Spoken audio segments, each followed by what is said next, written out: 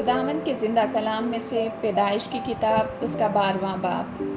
اور خداوند نے ابرام سے کہا کہ تو اپنے وطن اور اپنے ناطے داروں کے بیچ سے اور اپنے باپ کے گھر سے نکل کر اس ملک میں جا جو میں تجھے دکھاؤں گا، اور میں تجھے ایک بڑی قوم بناؤں گا اور برکت دوں گا اور تیرا نام سرفراز کروں گا، سو تو باعث برکت ہو۔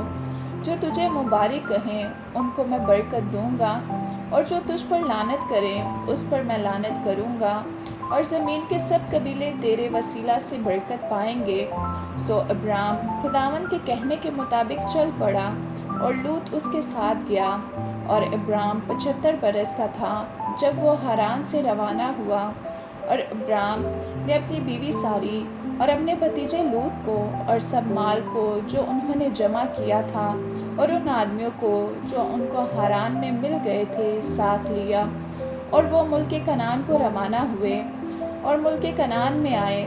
اور ابرام اس ملک میں سے گزرتا ہوا مقام سکم میں مورا کے بلوت تک پہنچا۔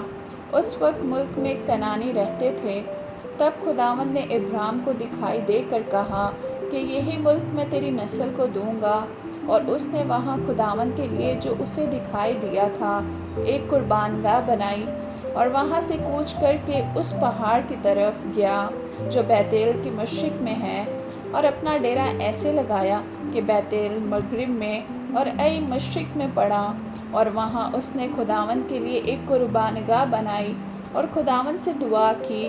اور ابرام سفر کرتا کرتا جنوب کی طرف بڑھ گیا، اور اس ملک میں سخت کال پڑا، اور ابرام مصر کو گیا کہ وہاں ٹکا رہے، کیونکہ ملک میں سخت کال تھا۔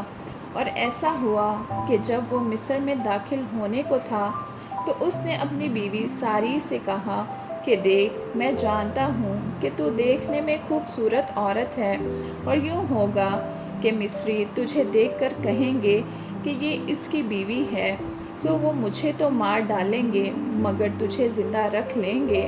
سو تو یہ کہہ دینا کہ میں اس کی بہن ہوں، تاکہ تیرے سبب سے میری خیر ہو اور میری جان تیری بدولت بچی رہے۔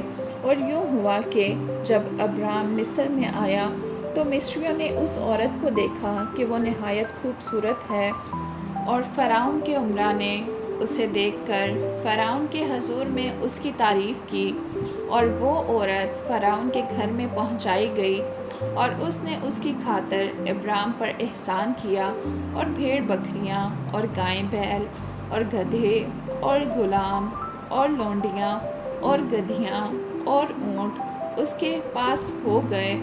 اور خداوند نے فرعون اور اس کے خاندان پر ابرام کی بیوی ساری کے سبب سے بڑی بڑی بلائیں نازل کیں۔ تب فرعون نے ابرام کو بلا کر اس سے کہا کہ تو نے مجھ سے یہ کیا کیا؟ تو نے مجھے کیوں نہ بتایا کہ یہ تیری بیوی ہے؟ تو نے یہ کیوں کہا کہ وہ میری بہن ہے؟ اسی لیے میں نے اسے لیا کہ وہ میری بیوی بنے۔ سو دیکھ، تیری بیوی حاضر ہے، اس کو لے اور چلا جا۔ اور فرعون نے اس کے حق میں اپنے آدمیوں کو ہدایت کی، اور انہوں نے اسے اور اس کی بیوی کو اس کے سب مال کے ساتھ روانہ کر دیا۔ آمین۔